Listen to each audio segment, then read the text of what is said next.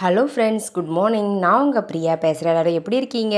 இன்றைக்கி நம்ம இந்த வீடியோவில் என்ன பார்க்க போகிறோம்னு பார்த்தீங்கன்னா, நம்ம டே டு டே லைஃப்பில் யூஸ் ஆகக்கூடிய சூப்பரான டிப்ஸ்லாம் பார்க்க போகிறோங்க. வீடியோவை ஸ்கிப் பண்ணாமல் பாருங்கள் ஃப்ரெண்ட்ஸ். அப்போ தான் என்ன சொல்ல வரேன் அப்படின்றது உங்களுக்கு கிளியராக புரியும்.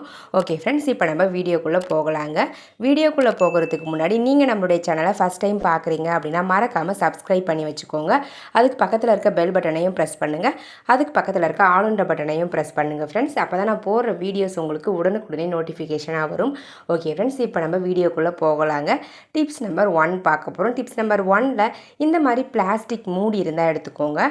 அது கூடவே காலியான பென் ரீஃபில் இருக்கும் இல்லைங்களா, அதை நம்ம எடுத்துக்க போகிறோம். ஸோ இந்த மாதிரி எம்டி ரீஃபிலை எடுத்துக்கிட்டு இந்த எம்டி ரீஃபிலையும் இந்த பிளாஸ்டிக் மூடியையும் சேர்த்து வச்சு நம்ம ரீசைக்ளிங் பண்ணிக்க போகிறோம். ஃபஸ்ட்டு அந்த ரீஃபிலை கத்தியை நல்லா ஹீட் பண்ணிவிட்டு சின்ன சின்ன துண்டுகளை கட் பண்ணி எடுத்துக்கோங்க. இதை விட சின்ன துண்டாக கூட நீங்கள் கட் பண்ணிக்கலாம். நான் ஒரு 4 துண்டாக கட் பண்ணி எடுத்திருக்கேன். இப்போ நம்ம கட் பண்ணி வச்சுருக்க இந்த துண்டுகளை அழகாக க்ளூ அப்ளை பண்ணிவிட்டு நீங்கள் இந்த பிளாஸ்டிக் மூடியில் ஒட்டி விட்டுருங்க.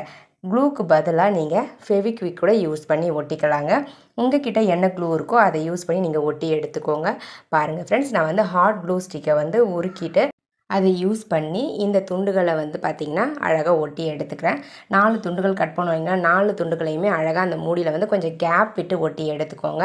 அவ்வளோதாங்க ஃப்ரெண்ட்ஸ், நம்மளுடைய சூப்பரான ஒரு ஸ்டாண்ட் ரெடி ஆகிடுச்சு. இந்த ஸ்டாண்டை எதுக்காக யூஸ் பண்ணிக்க போகிறோன்னு பார்த்தீங்கன்னா, பூஜை அறையில் நம்ம ஊதுவத்தியெல்லாம் ஏற்றி வைக்கிறதுக்கு யூஸ் பண்ணிக்கலாம். இந்த மாதிரி நீங்கள் ஒரு 4 ஊதுவத்தியை ஏற்றி வைக்கிறதுக்கு இந்த ஸ்டாண்ட் ரொம்ப யூஸ்ஃபுல்லாக இருக்கும். ஒவ்வொரு துண்டுகள்லையும் இருக்கக்கூடிய அந்த ஹோல்ஸில் பார்த்திங்கன்னா இந்த ஊதுவத்தியுடைய ஸ்டிக்கை பார்த்திங்கன்னா நம்ம இன்செர்ட் பண்ணி விட்டுட்டோம் அப்படின்னா அழகாக நின்றுடும். உங்களுக்கு அந்த ஊதுவத்திலிருந்து கொட்டக்கூடிய அந்த சாம்பல் கூட உங்களுக்கு அழகாக அந்த பிளேட்லேயே கொட்டிடும்.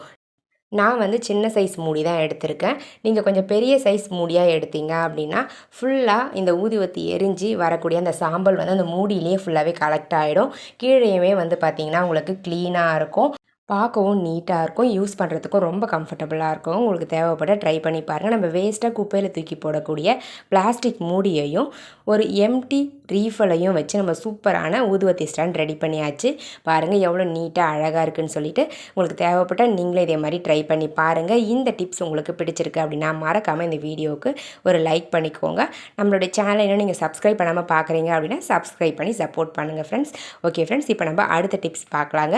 டிப்ஸ் நம்பர் 2 பார்க்க போகிறோம். டிப்ஸ் நம்பர் 2ல் நம்ம இந்த மாதிரி மிளகாலாம் வாங்கிட்டு வந்தோம் அப்படின்னா அப்படியே ஏதாச்சும் ஒரு கண்டெய்னரில் கொட்டி வச்சுருவோம். ஸோ அந்த மாதிரி அப்படியே கொட்டி வைக்கும்பொழுது கொஞ்சம் நாள்லேயே பார்த்திங்கன்னா காளான் மாதிரி மேலே பூக்க ஆரம்பிச்சிரும். அதை அவாய்ட் பண்ணுறதுக்கும் நம்ம வேலையை சீக்கிரமாக முடிக்கிறதுக்கும் இந்த டிப்ஸ் ரொம்ப யூஸ்ஃபுல்லாக இருக்கும் உங்களுக்கு. மிளகா வாங்கினதுமே நீங்கள் அப்படியே ஸ்டோர் பண்ணாமல் ஒரு ஆஃப் டே பார்த்திங்கன்னா வெயிலில் போட்டு காய வச்சுருங்க. நல்லா மொறுன்னு அந்த மிளகா வத்தல் நல்லா காஞ்சதுமே அதுக்கப்புறமா இந்த மிளகாவை நம்ம ஒரு கண்டெய்னரில் ஸ்டோர் பண்ண போகிறோம். நம்ம டைரெக்டாக அப்படியே எடுத்து இந்த மிளகாவை ஸ்டோர் பண்ணாமல் தேவையான அளவுக்கு கொஞ்சமாக மிளகாவை தனியாக எடுத்துக்கிட்டு அதனுடைய காம்பு பகுதிகளை ஃபஸ்ட்டு நம்ம கிள்ளி எடுத்துடலாம். இப்போ நம்ம சப்ஸ்கிரைபர் எல்லாருக்குமே ஒரு பெரிய ஹாய் சொல்லிக்கலாங்க. சாய் பவித்ரா, ஷஹிதா பானு, மொஃபினா, உமா, காந்திமதி, அன்னபூரணி, மீனாட்சி, நந்திதா, அபி வேர்ல்டு, இவங்க எல்லாருக்குமே ஒரு பெரிய ஹாய் சொல்லிக்கலாங்க ஃப்ரெண்ட்ஸ். ஓகே ஃப்ரெண்ட்ஸ், இப்போ நம்ம வீடியோக்குள்ளே போகலாங்க. பாருங்கள் ஃப்ரெண்ட்ஸ், நான் அந்த காம்புகள்லாம் கிள்ளி தனியாக எடுத்து வச்சுருக்கேன். தூக்கி போட்டுறாதீங்க. அந்த காம்புகள்லாம் இந்த மாதிரி தனியாக கலெக்ட் பண்ணிக்கோங்க. தேவையான அளவுக்கு மிளகாயை மட்டும் இந்த மாதிரி கிள்ளி வச்சுட்டு அதனுடைய காம்புகளை தனியாக எடுத்து நீங்கள் ஸ்டோர் பண்ணி வச்சுக்கிட்டே இருங்க. இந்த மிளகாய் தீரும் பொழுது நம்ம இந்த மிளகாய் காம்புகளையுமே நம்ம ரீசைக்ளிங் பண்ணிக்க போகிறோம். பாருங்கள், நான் தேவையான அளவுக்கு கிள்ளி முடிச்சிட்டேன். இப்போ நம்ம கிள்ளி வச்சுருக்க இந்த மிளகாயை மட்டும் பார்த்திங்கன்னா ஒரு கண்டெய்னரில் போட்டு ஸ்டோர் பண்ணிக்கலாம். இந்த மிளகாய் காம்புகளை நீங்கள் அப்படியே ஒரு கவரில் போட்டு லாக் பண்ணி வச்சுருங்க. நாட் போட்டு வச்சிட்டிங்க அப்படின்னா நீங்கள் எப்போ மிளகாய் தூள் குழம்புக்கு அரைக்கிறீங்களோ அந்த டைமில் இந்த மிளகாய் காம்புகளையும் விதைகளையும் பார்த்திங்கன்னா நீங்கள் அது கூட போட்டு நீங்கள் மிளகாய்த்தூள் அரைச்சிங்க அப்படின்னா காரம் நல்லாவே இருக்கும்.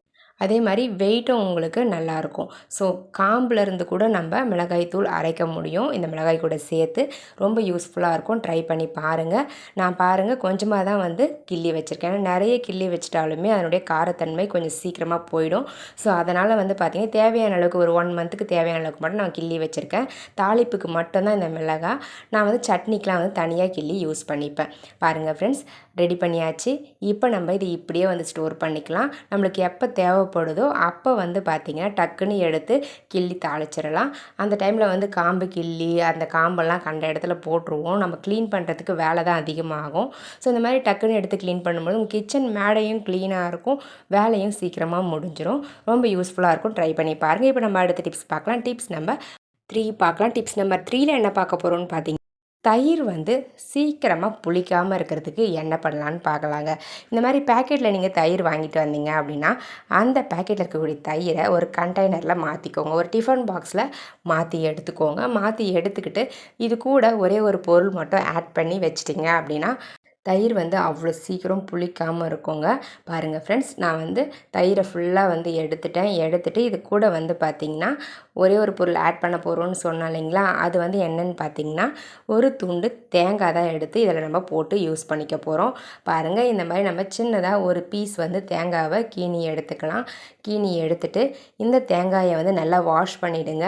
வாஷ் பண்ணிவிட்டு அதுக்கப்புறம் இந்த தயிர்க்குள்ளே வந்து பார்த்திங்கன்னா முழுகிற மாதிரி போட்டு விட்டுருங்க. போட்டு விட்டுட்டிங்க அப்படின்னா தயிர் வந்து புளிக்காமல் இருக்குங்க. ரொம்ப சீக்கிரமாக புளிக்கக்கூடிய தயிர் வந்து ஒரு 2-3 டேஸ் கூட நம்ம எக்ஸ்ட்ரா வச்சு யூஸ் பண்ணும்பொழுது அவ்வளோ சீக்கிரம் புளிக்காமல் இருக்கும். பாருங்கள் ஃப்ரெண்ட்ஸ், நம்ம வந்து இதை ஃப்ரிட்ஜில் தான் வச்சு யூஸ் பண்ண போகிறோம், அப்படியே வெளியே வைக்க போகிறதில்ல. ஸோ இந்த மாதிரி நம்ம தேங்காய் உள்ளே போட்டுட்டு இந்த பாக்ஸை க்ளோஸ் பண்ணிவிட்டு ஃப்ரிட்ஜில் வச்சிட்டோம் அப்படின்னா ஒரு 1 வீக் வரலாம் கூட இந்த தயிர் அப்படியே இருக்கும் புளிக்காமல். ட்ரை பண்ணி பாருங்கள். ட்ரை பண்ணி பார்த்துட்டு இந்த டிப்ஸ் உங்களுக்கு பிடிச்சிருக்கு அப்படின்னா மறக்காமல் இந்த வீடியோவுக்கு ஒரு லைக் பண்ணிக்கோங்க. இதே மாதிரி இன்ட்ரெஸ்டிங்கான ஐடியாஸ் நம்மளுடைய சேனலில் அப்லோட் பண்ணியிருக்கோம். உங்களுக்கு தேவைப்பட்டால் சஞ்சு கிரியேட்டிவ் கார்னர் யூடியூப் சேனலுக்குள்ளே போய் செக் பண்ணி பாருங்கள். செக் பண்ணி பார்த்துட்டு நம்மளுடைய ஐடியாஸ்லாம் பிடிச்சிருக்கு அப்படின்னா சேனலை சப்ஸ்கிரைப் பண்ணி லைக் பண்ணி ஷேர் பண்ணி சப்போர்ட் பண்ணுங்கள் ஃப்ரெண்ட்ஸ். ஓகே ஃப்ரெண்ட்ஸ், இப்போ நம்ம அடுத்த டிப்ஸ் பார்க்கலாம்.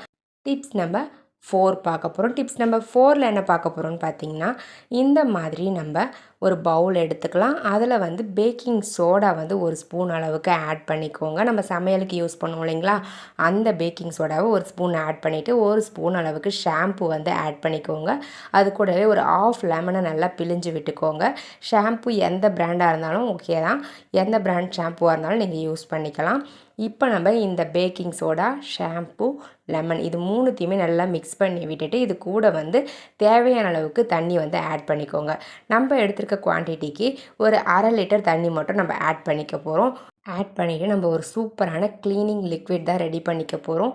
பாருங்கள் ஃப்ரெண்ட்ஸ், நல்லா வந்து கரண்டி வச்சு மிக்ஸ் பண்ணி விட்டுடலாம். மிக்ஸ் பண்ணி விட்டுட்டோம் அப்படின்னா அந்த baking soda, shampoo, lemon juice இது எல்லாமே நல்லா மிக்ஸ் ஆகிட்டு உங்களுக்கு ஒரு சூப்பரான க்ளீனிங் லிக்விட் கிடச்சிரும். இந்த லிக்விடை ஒரு ஸ்ப்ரே பாட்டிலில் ஊற்றி வச்சுக்கோங்க.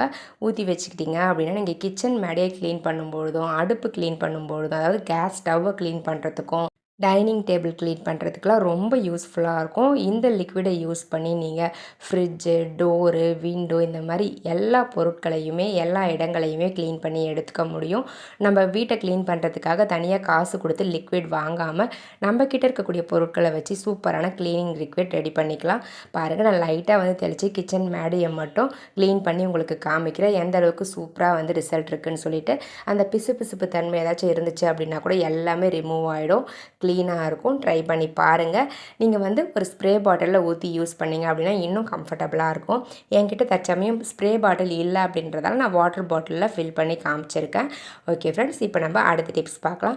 டிப்ஸ் நம்பர் 5 பார்க்க போகிறோம். டிப்ஸ் நம்பர் 5ல் நம்ம லெமன்லாம் வாங்கிட்டு வந்து ஸ்டோர் பண்ணி வச்சோம் அப்படின்னா கொஞ்சம் நாள்லேயே அது வந்து காஞ்சி போக ஆரம்பிச்சிடும். நம்ம எண்ணெய் தான் வந்து ஃப்ரிட்ஜில் வச்சு ஸ்டோர் பண்ணாலுமே நல்லா வாடி போன மாதிரி ஆகிடும். ஸோ அதை அவாய்ட் பண்ணுறதுக்கு நீங்கள் ஃப்ரிட்ஜ்லேயே ஸ்டோர் பண்ணுறீங்க அப்படின்னா கூட இந்த மாதிரி ஒரு பெரிய சைஸ் பிளாஸ்டிக் கண்டெய்னருக்கு உள்ளே வந்து பார்த்திங்கன்னா தண்ணியை ஃபில் பண்ணிவிட்டு அதுக்குள்ளே லெமன் போட்டு வச்சுட்டு அதுக்கப்புறம் இந்த கண்டெய்னரை நம்ம அப்படியே ஃப்ரிட்ஜில் வச்சிடலாம். அந்த மாதிரி நம்ம தண்ணி ஃபில் பண்ணி லெமனை ஃப்ரிட்ஜில் வச்சு ஸ்டோர் பண்ணும்பொழுது 10 to 15 டேஸ் ஆனாலுமே லெமன் வந்து பார்த்திங்கன்னா வாடி போகாமல் நம்ம எப்படி வச்சோமோ அதே மாதிரி ஃப்ரெஷ்ஷாக இருக்கும். தேவைப்பட்டால் நீங்கள் தண்ணி மட்டும் ஒரு 2 டேஸ்க்கு ஒன்ஸ் சேஞ்ச் பண்ணிக்கலாம். இந்த டிப்ஸை பயன்படுத்தி நம்ம லெமனை வந்து பார்த்திங்கன்னா வெளியே கூட, அதாவது ஃப்ரிட்ஜுக்கு வெளியே கூட வச்சு நம்ம ஸ்டோர் பண்ண முடியும். பட் ஃப்ரிட்ஜுக்குள்ளே வச்சிங்கன்னா இன்னும் எக்ஸ்ட்ரா வந்து பார்த்திங்கன்னா வாடி போகாமல் ஃப்ரெஷ்ஷாக இருக்கும். ட்ரை பண்ணி பாருங்கள். ஓகே ஃப்ரெண்ட்ஸ், என்னுடைய ஐடியாஸ்லாம் உங்களுக்கு பிடிச்சிருக்கும்னு நினைக்கிறேன். அப்படி பிடிச்சிருந்தது அப்படின்னா மறக்காமல் இந்த வீடியோவுக்கு ஒரு லைக் பண்ணிக்கோங்க. வீடியோஸை உங்கள் ஃப்ரெண்ட்ஸ் அண்ட் ரிலேட்டிவ்ஸ் கூட ஷேர் பண்ணிக்கோங்க. மறக்காமல் நம்மளுடைய சேனலை இன்னும் நீங்கள் சப்ஸ்கிரைப் பண்ணாமல் பார்க்குறீங்க அப்படின்னா சப்ஸ்கிரைப் பண்ணி சப்போர்ட் பண்ணுங்கள். அதுக்கு பக்கத்தில் இருக்க பெல் பட்டனையும் ப்ரெஸ் பண்ணுங்கள். அதுக்கு பக்கத்தில் இருக்க ஆல் இன் பட்டனையும் ப்ரெஸ் பண்ணுங்கள் ஃப்ரெண்ட்ஸ். அப்போ தான் நான் போகிற போடுற வீடியோஸ் உங்களுக்கு உடனுக்குடனே நோட்டிஃபிகேஷனாக வரும். ஓகே ஃப்ரெண்ட்ஸ், இதே மாதிரி இன்ட்ரெஸ்டிங்கான ஐடியாஸோட நெக்ஸ்ட் வீடியோவில் பார்க்கலாங்க. தேங்க்யூ ஃபார் வாட்சிங் my video. Thank you so much. Keep supporting me friends. Okay friends, next வீடியோவில் பார்க்கலாம். Bye friends.